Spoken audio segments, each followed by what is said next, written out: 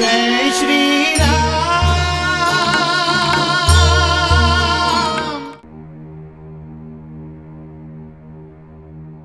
सुमन जी। आज्ञा महाराज। कल रात को एक दुखियारी स्त्री अपने गांव से पैदल चलकर अयोध्या इसीलिए आई थी ताकि वो मुझसे न्याय की गुहार लगा सके। मैंने राज्याभिषेक के दिन इस बात की घोषणा की थी कि मेरे राज्य में न्याय पाना हर नागरिक का अधिकार है। जिसकी जब इच्छा हो वो मेरे पास आकर न्याय की मांग कर सकता है। कि न्याय की मांग करने आई उस स्त्री को मुझसे मिलने क्यों नहीं दिया गया? उस घटना के लिए मैं क्षमा चाहता हूं महाराज। वो द्वारपालों की भूल थी। मुझे भी इसकी सूचना प्राप्त हुई। द्वारपालों का कहना है कि आप उस समय विश्राम कर रहे थे। इसी कारण उन्होंने उस समय आपको यह सूचना भेजना उचित नहीं समझा। मैं विश्राम कर रहा था। मेरा विश्राम करना अति आवश्यक है कि प्रजा को न्याय दिलवाना। शास्त्रों में कहा गया है कि राजा की निद्रा श्वान निद्रा होनी चाहिए। जिस प्रकार एक श्वान तनिक से ब्याहट होने से जागकर भौंकने लगता है, उसी प्रकार एक राजा को भी सोते समय अपनी प्रजा के प्रति सजग रहना चाहिए। सुमन जी, क्या राज प्रशासन ये नहीं जानता कि न्याय में देरी होने से वो न्याय नहीं रह जाता बल्कि अन्याय बन जाता है? हर कोई सुने, आज से अयोध्या का राजा राम इस राजमहल के वैभवपूर्ण जीवन के बीच रहकर भी एक सन्यासी का जीवन व्यतीत करेगा।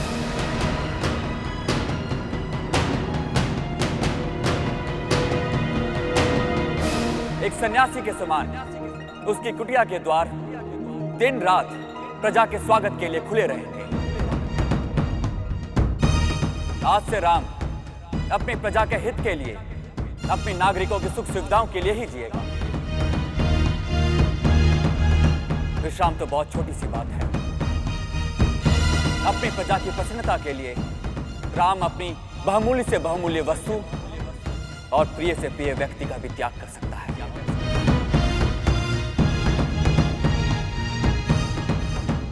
और यदि किसी भी कर्मचारी ने प्रजा को मुझ तक पहुंचने से रोकने का प्रयत्न किया, उसे कड़ा दंड दिया जाएगा। आप महान हैं महाराज। अपनी प्रजा का इतना हित चाहने वाला राजा इस विश्व में दूसरा नहीं होगा। सुमन जी, मेरा आदेश है कि किसी भी प्रकार उस स्त्री को ढूंढकर उसकी प्रार्थना सुनी जाए और उसको न्याय दिलवाया जाए। जो आज्ञा महाराज।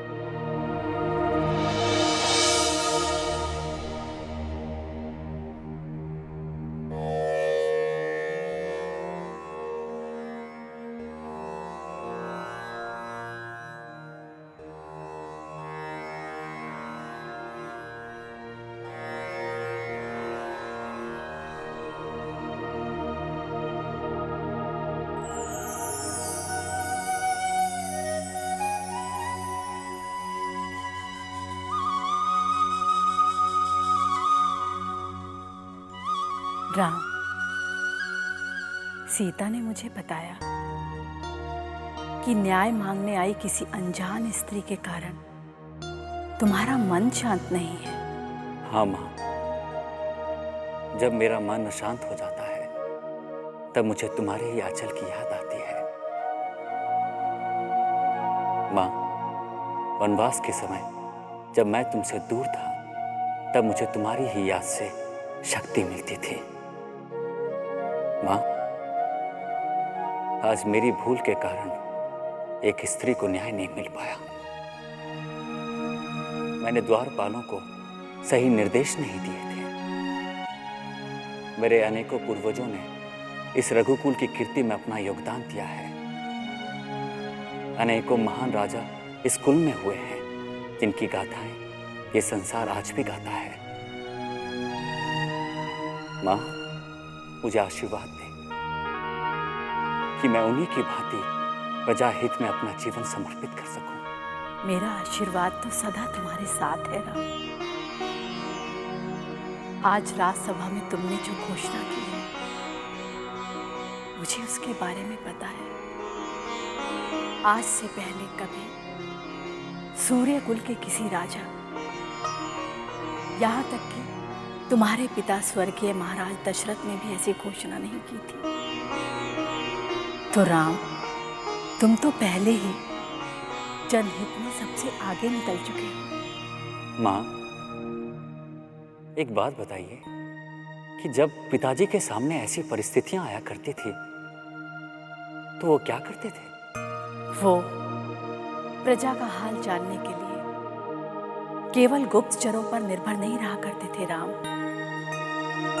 वो स्वयं वेश बदलकर प्रजा के बीच में जाते थे और उनका सुख दुख समझा करते थे। महाराज की जय हो। गुप्तचर प्रमुख भद्रांश आपसे मिलने आए हैं। अच्छी बात है, तुम जाओ, मैं आता हूं। जो आज्ञा महाराज। वो अवश्य उस स्त्री का समाचार लेकर आया होगा। भगवान करे वो ठीक हो।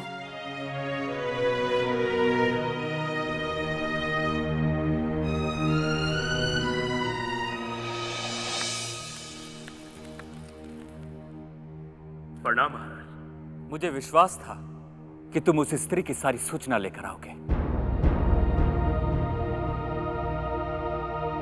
क्या हुआ? उसकी सूचना नहीं लाए हो क्या? महाराज, जो सूचना मैं लाया हूं वो शुभ नहीं है।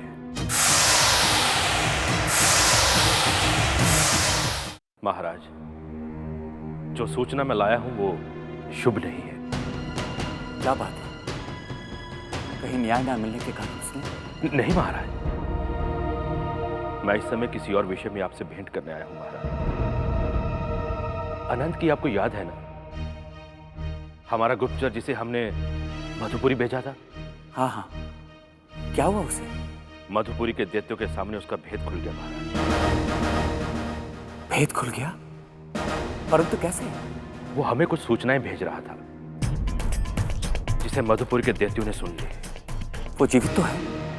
हाँ महाराज, वो जीवित है, किंतु वो वहां से गिरता पड़ता किसी तरह यहां पहुंच आया महाराज। अच्छा हुआ।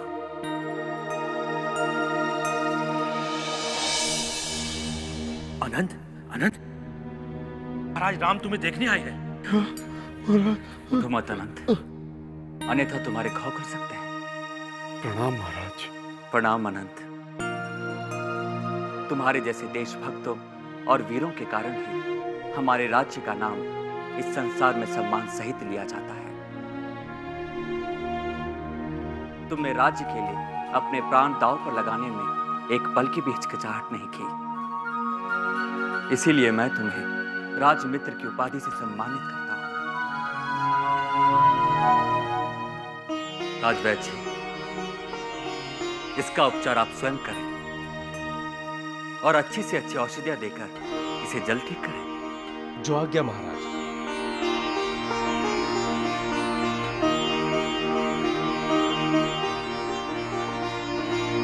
भद्रांश जी महाराज। तुमने बताया नहीं कि उस दुखियारी स्त्री का क्या समाचार है?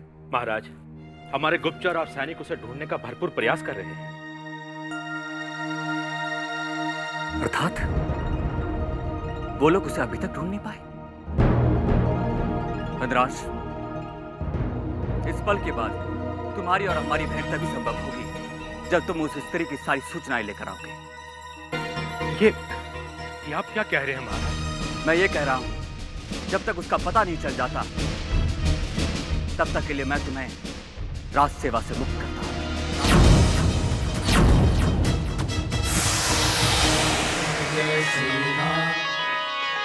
तुम सबके लिए एक शुभ समाचार है। ऐसा क्या समाचार है गुरुदेव? देवी कौशल्या, काफी वर्षों के बाद ऋषि श्रृंगी अयोध्या पधार रहे हैं। ये तो सचमुच बड़ा ही शुभ समाचार है गुरुदेव। राम, जब तुम चारों भाइयों का जन्म नहीं हुआ था, तब स्वर्गीय महाराज दशरथ ने ऋषि श्रृंगी को अयोध्या आमंत्रित किया था। उन्हीं के तपोबल और आशीर्वाद से तुम चारों भाइयों का जन्म हुआ। ये तो हमारा सौभाग्य है माँ कि हम ऐसे ऋषि के दर्शन होंगे। उनके दर्शन करने की मेरी भी बहुत इच्छा है। मैं महामंत्री को निर्देश दे देता हूँ कि उनके स्वागत में कोई कमी ना रहे।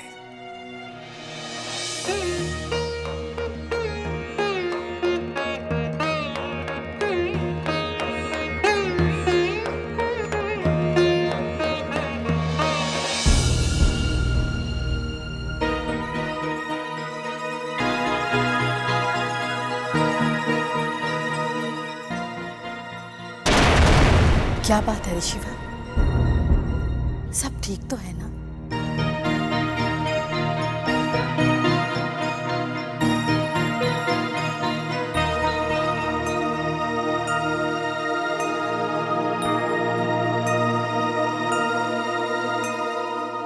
यदि कोई शुभ समाचार है तो जल्दी से कहिए ऋषिवर।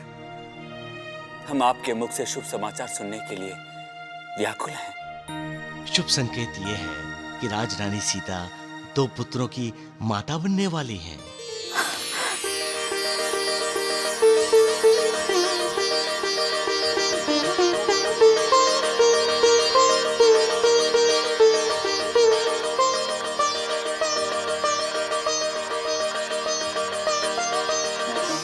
राजरानी सीता के बाद उर्मिला, श्रुतकीर्ति और मांडवी 2 पुत्रों की माता बनेंगी।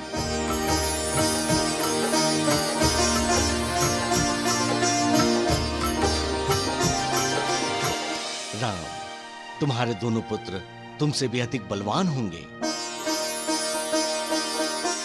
उन्हें तुमसे भी अधिक अपनी माता सीता के संस्कार प्राप्त होंगे।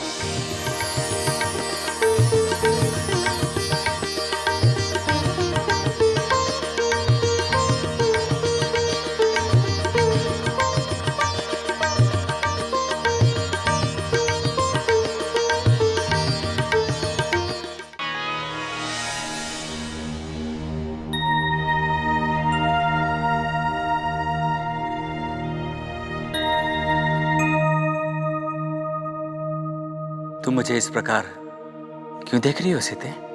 देख नहीं रही स्वामी, मैं तो भगवान महादेव से प्रार्थना कर रही थी कि मेरे पुत्रों को आप जैसा ही रूप और गुण दे। तो क्या इसमें तुम्हें कोई संदेह है? क्या तुम भूल गए ऋषिवर ने हमें क्या कहा था? उन्होंने हमारे पुत्रों के तेजस्वी, गुणवान, मर्यादा संपन्न और मुझसे भी अधिक बलवान होने की भविष्यवाणी की है। और इसके अतिरिक्त क्या इतना पर्याप्त नहीं है? उनकी भविष्यवाणी सुनकर मेरा चित्त प्रसन्न हो गया है। एक पिता के लिए इससे अधिक प्रसन्नता की क्या बात हो सकती है कि उसका पुत्र उससे भी अधिक गुणशाली हो। मेरा अर्थ ये था कि ऋषिवर ने इसके अतिरिक्त और भी कुछ कहा। उन्होंने ये कहा कि हमारे पुत्रों को अपने पिता से अधिक अपनी मां से संस्कार और संयम प्राप्त होंगे। तभी से मेरे मन में ये संशय है कि उन्होंने ऐसा क्यों कहा। ये तो बहुत ही सरल सी बात है। तुमने जीवन भर त्याग और संयम के उदाहरण प्रस्तुत किए हैं। जब मुझे वनवास का आदेश दिया गया तब तुमने राजपाट और राजमहलों का सुख सब कुछ त्याग दिया। 14 वर्ष एक वनवासी कन्या की भांति सादा जीवन व्यतीत करते हुए संयम की मर्यादा इस संसार को दिखा दी। सीते, यदि तुम्हारे त्याग और संयम का एक अंश भी हमारे पुत्रों में आ जाए तो इससे अधिक प्रसन्नता की क्या बात हो सकती है? इससे अधिक प्रसन्नता की बात तो और कोई भी नहीं। किंतु न जाने क्यों तभी से मेरा मन कुछ विचलित हो रहा है। ऋषिवर ने तो हमारे पुत्रों को आशीर्वाद दिया है, तो फिर तुम्हारा मन विचलित क्यों है? पता नहीं, किंतु फिर भी मुझे ऐसा लग रहा है कि ऋषिवर ने भविष्य के कुछ ऐसे संकेत दिए हैं जो हम में से किसी को भी स्पष्ट रूप से दिखाई नहीं दे रहे। तुम बिना कारण चिंतित हो रही हो सीते। शायद इस अवस्था में सभी स्त्रियों के मन में विचलित करने वाले विचार आते ही हैं। महादेव करे ऐसा ही हो, परंतु आप तो प्रसन्न है ना स्वामी? ऐसी स्थिति में जितना प्रसन्न हुआ जा सकता है, मैं उतना प्रसन्न हूं। कौन सी स्थिति स्वामी? कोई अशुभ समाचार है क्या? नहीं सीते, किंतु जब से मुझे उस दुखियारी स्त्री के बारे में पता चला है जो हमसे न्याय मांगने आई थी, परंतु उसे खाली हाथ लौटना पड़ा, तब से मेरा मन अशांत हो गया है। मुझे वास्तविक प्रसन्नता तभी होगी जब मैं उसे न्याय दे पाऊंगा।